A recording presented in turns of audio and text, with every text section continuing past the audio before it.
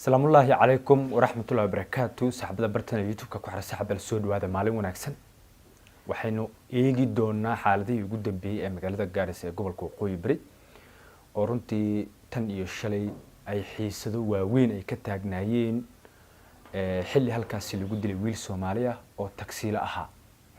Hadaba maxaa abdiida uu soo kordhay oo tan iyo xalay soo kordhay. Horta dilaaga gacan ku dhigla ah waa ninkan suurkiisa aad arki kartaan. Ninkan ayaa ka dambeeyay dilka wiilkeena Soomaaliyeed ee aanan waxba galabsan ee gacanta ka xaq daran ay dishay. Ninkarto waa kan. Ninkii ugu dambeyn xalay ayaa la qabtay oo gacanta lagu dhigay. Waa tii markii uu dilka geystay uu baxsaday. I don't know mal qariyay kuwa saaxiibadiisa ama qariyay ugu dambeyn horta markii habeen hore markii dilka uu geystay 8 saac oo habeenimo waa uu baxsaday. لكن حالي أيها قعنت لقول لي حالكي لقو قبتي مركا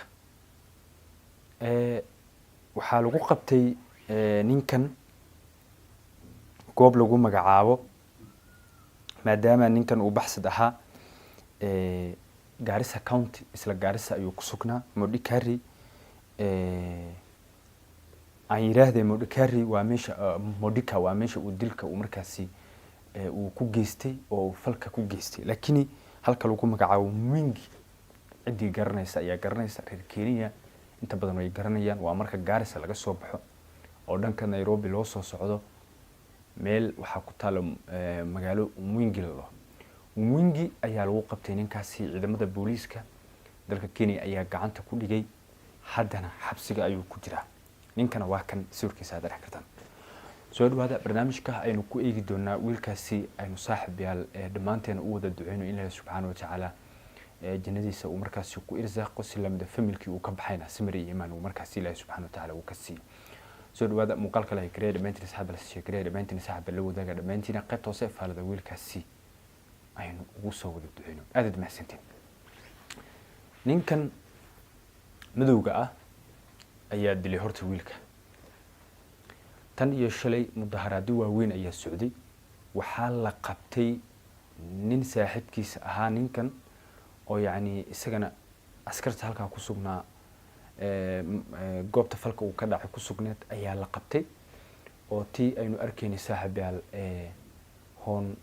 honorable Udgoon yaani wakiilka haweenka ismaamulka Gaarisa ay wareysanaysi waa ninka katiinada ku xiray wiilka la socday wiilka dhintay baa una xariistay marka su'aalo fara badan ayaa la isweydiinayay dadka shacabka tan iyo shalay way banaan baxayeen magaalada xaalad culus ayaa ka taagan islamida maanta xitaa waxa sida la sheegayo ama la soo warinayo yaani dibad baxyo ayaa laga cabsi qabaa inay dhacaan oo dadka shacabka ay soo abaabulayaan marka yaani dhacday si aad iyo aad ayaa looga carooday dadka shacabka mas'uuliyiinta waliba guud ahaan mas'uuliyiinta laga soo doortay countiga Gaarisa oo ay ugu horeyso uguna dambayso yaani Udgoon ayaana habadka runtii u garaacday oo runtii dhahay yaani xaq wiilkan waa in la soo dhiciyaa hadaba wixii update oo soo baxa halkan in kula wadaagi doona dadkii shacabka oo runtii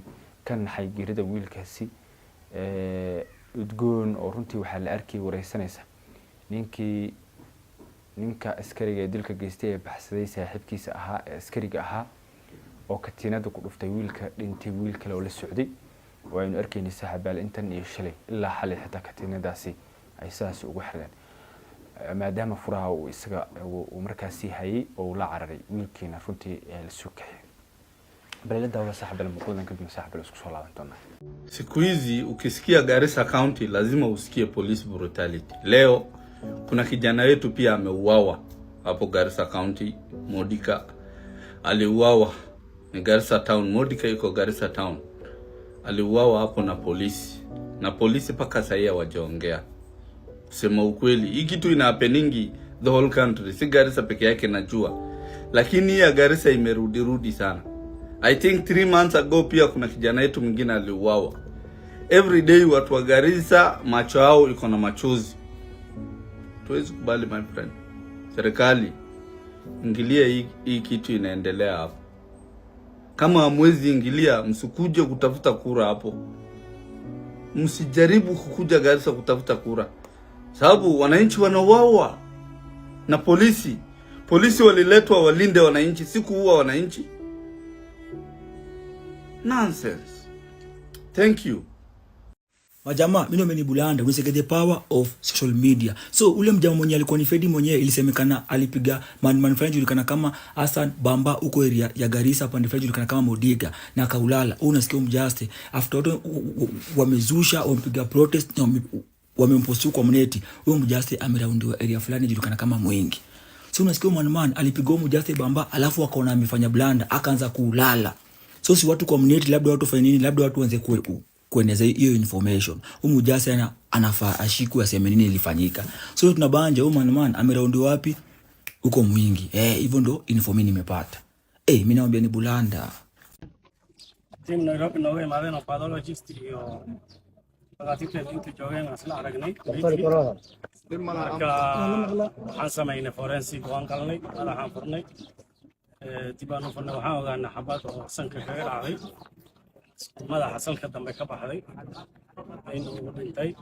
waan furnay, xabada lafahana way jabisay, maskaxdana way burburisay. marka dhaawacaas ma ku aragnay inuu xabada dhintana waan xaqiijinay, waan qornay. marka reportku wuu idil yahay. marka ilaah sabar ha naga siiyo. Amiin. marka haddii waan dhamaynay reportka, waxaa kalay maskaxdii iyo lafihii ay burburisay xabadda, ayagana waan qaadnay oo baaritaan dheeraad ah. haddii qoraal report dheeraad ah wixii soo baxana waa lagu dari doonaa.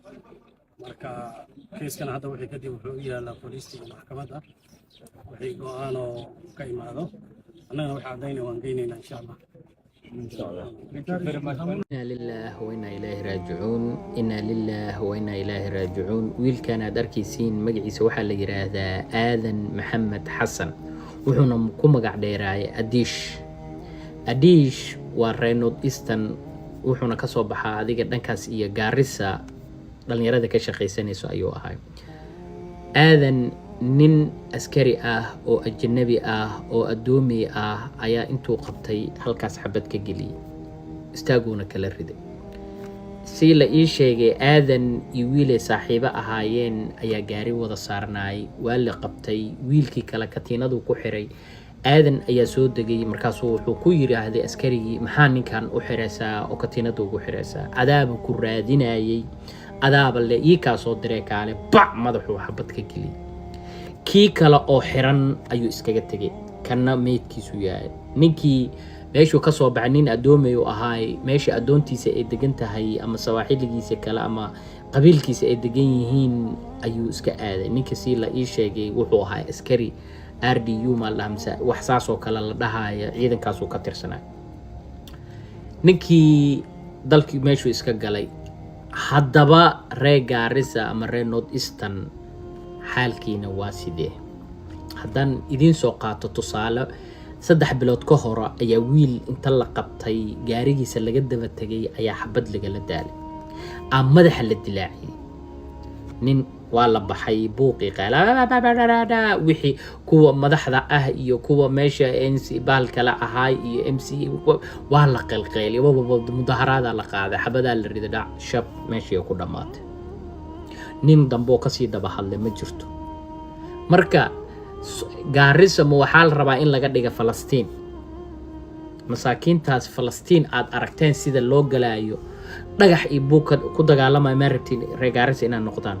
maalin walba in cunug nin dhalinyaro ninkaan aad arkaysiin waa meesha da'da ugu fiicneed oo nolosha uu ka marayay. nin markaasi soo kaco businesskiisi ama ganacsi iskaga wato ayaa nafta laga qaaday. kii kale hore waad ogeedeen wixii ka dhacay. mid kale horena waa tii lagu dilay Caalan Juqurmiya, meelahaasi lagu dilay.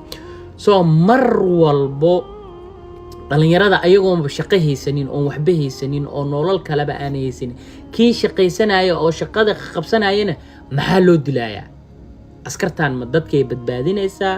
ma dadkay mas'uul ka tahay?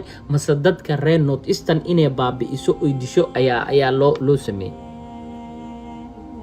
ma waxaan ku joognaa annaga 1980gii iyo 70gii ma marayna haddeedan dib noo lagu celinaya berigii Swahiliga iyo askarta ay ku xirxareysan jirtay dadka silagaanta ma marayna hadda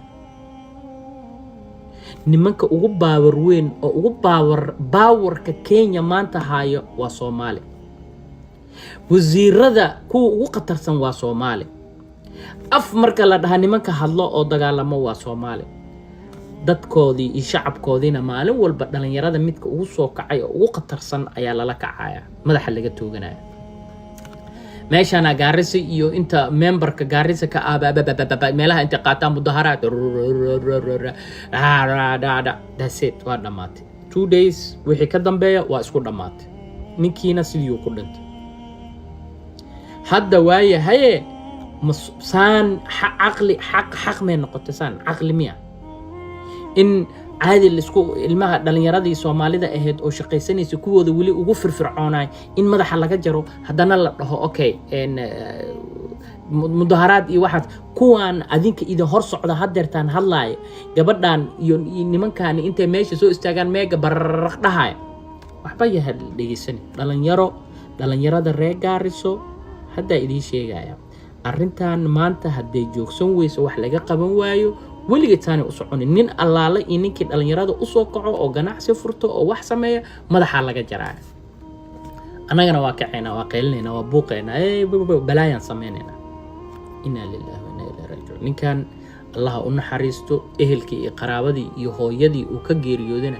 samir iyo iimaan Allah ka siiyo Reynolds Eastern aniga ma dhahay Garissa kaliya meel walba aad joogtiin wiilkan waxa ku dhacay adiga cunugaaga wiilkaaga cidaada way ku dhici kartaa marka waxaan rabaa in wax laga qabto arrintaani ay meel fiican ay tagto waxaan inta 2 maalin 3 maalin urudin aad xal ka gaaraysiin ama dhaxal maal dhigi jir wix maxaa mag inta la din siiyo aad ku dhameynaysiin naga daaya assalaamu calaykum arinta wiilka la dilay horta maanta ilaa bari ilaa intan ka hadli karo aan ka hadlay but let me tell you one thing gabadha women rap ka way soo hadashay wali waxay tiri ninka hala soo xiro ASAP as 24 hour gudahooda aad idin siinay tiri way soo hadashay meja daqa uu soo hadla asigana sidoo kale uu yiri umina way soo hadashay gabadha MP nominated MP ga Nairobi way soo hadashay dad kalena way soo hadleen human rights way soo hadleen where is Nadif Jama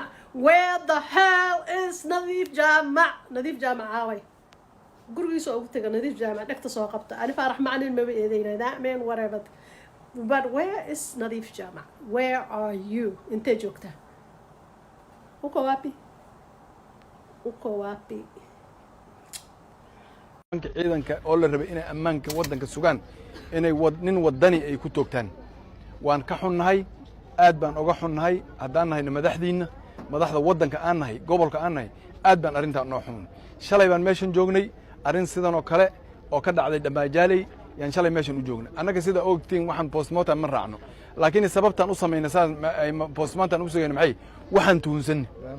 waxaan tuhunsan yaa jira marka waxaan u baaq u dirayaa nimanka ciidanka ammaanka sugan inay arrintanayto xil weyn iska saaraan haday moodayiin arrimihii sanadihii 1980s inaan wali daba taagan hadaan nahay gobolka North Eastern arrinta ka oylooban arrintan wiilashan shalay la dilay kii maanta xalay la dilay arrintooda waxa way hadaan madaxdiina nahay inaan daba gali doono dollar hal ka noqdo bismillah wiilka xalay askarta dawladda Kenya ay ku toogatay afafka hore ee magaalada Garissa horta ilaahay ha u naxariisto inna lillahi wa inna ilaahi raaji'uun laakiin aniga su'aal baan qabaa su'aashaasna waxa ku socotaa madaxda iyo shacabka reer Garissa niyow dhacdooyinkan dhalinyarada baabuureyda oo baabuurta ku shaqeysta mar walba la iska dila dhacdooyinka noocaana aad bay u soo noqnoqdeen waxaan malaynayaa 6 biloodba ama 5 biloodba ama 3 biloodba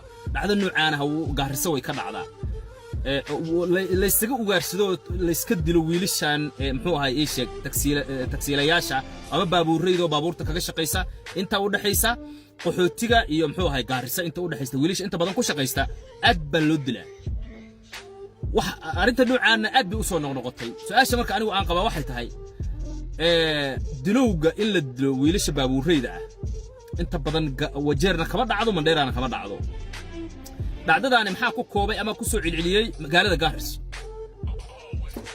waxaan ma arrimo kale waxaan dabada ku hayaan ma arrin qabiil ba maxay tahay arrinta noocaana mise sidee wax u jiraan anigu waa fahmi laahay dhacdooyinka noocaana oo in wiil baabuur iska wata oo magaalada dhexdeeda ka shaqeysto oo wadani ah oo dalka u dhashay oo Kenyaana oo baabuur isaga shaqeysanaya waxa weey isha magaaladiisii soo galaya in la iska toogto macnaha bareer waa arrin de kulli aanu malaynay Gaarisa ku kooban waay arrintaani haddaad tii reer Gaarisa madaxdiina iyo shacabkiinaba waxaan waa inaad si fiican ugu dhiidhisaan waxa weey ii sheeg sidii looga hortagi lahaana falkeeda gal waa khalad weey maalin walba in wiil la iska dilo oo taksiilo oo shaqeysanayo xamaalanaya oo aan qof weerar ku ahayn oo aan hubsidin oo aan qorisidin in maalin walba la iska toogto waxaas wax damiirka qofka bini aadanka uu qaadan kara ma aha dawladdu nafteeda waa in lagu xisaabtama waxaan in qof la iska dilo la iska aaso waxa weey ii sheeg baaritaan baa lagu sameeynaa la iska yiraahdo macquul ma aha anigu waxaan qabaa wiilkaasi yaan la aasin ilaa waxaana laga baara sababta wiilkaasi loo dilay ninkii dilay askarigii dilay in la soo qabto cadaalad la keeno weey macquul ma aha waxaana Gaarisa aad bay ugu badan yihiin dhacdooyinka noocaan qof la iska toogto waxaanu aad bay magaalada Gaarisa ugu badan yihiin war waxaanu wax qabiili ah baa oo qabiil dabada ku haya maxay tahay askartu de iska bedeli karto qof iska socdo caadi ah qofka hadii aan wax looga shakin ama uusan qori wadan qofka in la iska toogtaa waa khalad marka reer Gaarisa waxa idin leeyahay arrintaani ka dhiidhiya oo ka hortaga hana laga mudaharaado waa billahi tawfiiq inna lillahi wa inna ilayhi raaji'un wiilkaasi dhalinyarada oo sawirkiisa aan soo dhigay waxa lagu magacaabo aadan xalayto 8 saac haweenimo ayaa waxa lagu dilay wadada u dhaxaysa Gaarisa iyo sidoo kale Dadaab gaar ahaan meesha la yiraahdo Modika haatan shacab badan ayaa ku sugan isbitaalka weyn ee Gaarisa sidoo kale dhaqaatiirtu waxay sheegeen in baaritaan ay wadaan laamaha amniga ayaa sidoo kale laga sugayaa jawaab sababta keentay wiilkan in macnaha uu dhinto waxa la sheegay wiilkan in la toogtay xalayto 8 saac haweenimo ilaaha uu naxariisto samir iimaan ilaaha ka siiyo qoyska qarawada ee asxaabta iyo cid uu ka baxay dhamaantiin waxaan idin ka codsanaynaa in aad u soo duceystaan wiilkaasi dhalinyarada waxa kale laamaha amniga aan ka codsanaynaa iyagana in ay jawaab degdeg ka bixiyaan sababta keentay wiilka in loo dilo ma markii uu horeysay dhacdo noocan oo kale ay ka dhacdo agagaarka Gaarisa ama ismaamulka Gaarisa 3 bil ka hor ama 4 bil ka hor ay dhacdo noocan oo kale ka dhacday isla wadadaasi isla qaabkan hadda wiilkan loo dilay ayaa wiilkaasna loo dilay dhammaan wiilasha Soomaalida ee la dilay waxaan leenahay ilaa uu naxariisto wiilashan waa wiilal yar oo inta badan iska xamaasha iska shaqeysta inta badan dawladda shaqo ka mahayaan gawaaridaas ku shaqeystaan oo darwaliin hasaatee dhibaato ayaa lagu hayaa fadlan baaritaan degdeg tell you the truth the police officers you have here wote ni rogue ni wezi wanaua na tumenyamaza muda mrefu leo imeisha hiyo ukiona mama ametoka boma yake hapa nilikuwa na event naenda nimeacha event yangu nikakuja hapa this is not the first person killed huyu mtoto ni Rika mtoto wangu ameuliwa sasa 22 years old unafunga aje mtu pingu na unaua wewe uko na mtoto officer yes how old is your firstborn kwa nini unakubali mtoto wa mwenzako auliwe basi mimi ni mama mtoto wangu hapana there's nothing to laugh about here wewe uko na mtoto au watu wako na watoto sitakubali muue mtoto wa mtu mkiwa hapa afadhali hii station yenu zifungwe muende makwenu sisi tutajigavana we will sue you guys na huyo Chalo mnasema asipokuja hapa msipomfunga mtuambie habari yake by 12 tutapigana na tutaenda kupeleka vita mbali tutapeleka vita hapa tutapigana ndani ya station. Ndugu yangu huwezi tosheka. Jambo lingine imenistaajabisha ni kwamba Kenya hii watu wanaishi pamoja. Ujirani ulio bora kuliko wengine ni ya wazazi ya Wakristo. Wanajirani ujirani bora kuliko wale ya Waislamu. Hawakupigii kelele, hawakusumbui, wakikusalamia jirani habari. Jirani bora kabisa. Na hiyo itatolewa shahidi na watu wengi wa Kenya. Hawa watoto ni nani na wakuza? Wazazi hawa wazuri namna hii sio wenye kuzaa hawa watoto ambayo tumewaandika polisi. Mimi nawaambia polisi hasa wale wameletwa Northeastern, ndugu yangu, kuwa Msomali si pesa.